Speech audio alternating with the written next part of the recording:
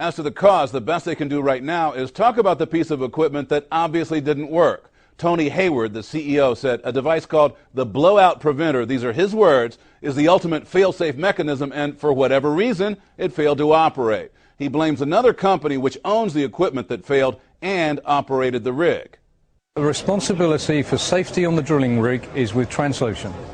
It is their rig, their equipment, their people, their systems, their safety processes.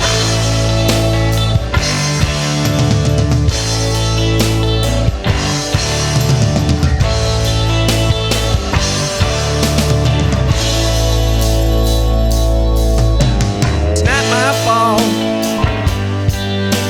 that you don't understand what's going on. I said it's not my fault that you don't seem to know where you belong.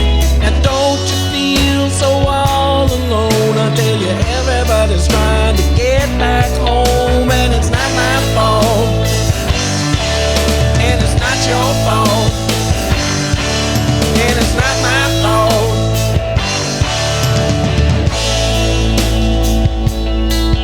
Well, it's not my fault. Things are going bad in the world today. I said it's just a stall.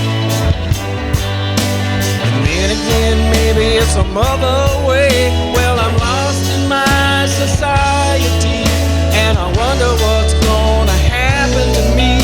But it's not my fault, and it's not your fault.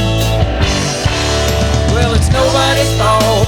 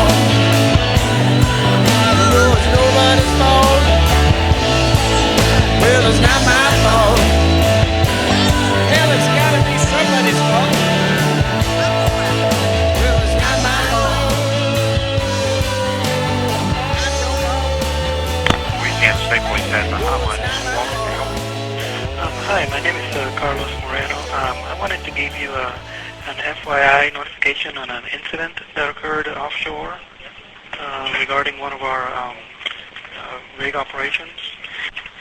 All right, and Mr. Moreno, you work for which company? BP. And when did this occur? What date and time? The oil was discovered this morning at 10 a.m. The incident itself, it's a well-controlled incident. Okay. Is it expected that any part of this northern sheen will impact the coast of Louisiana? No, we do not anticipate at this time any shoreline impact.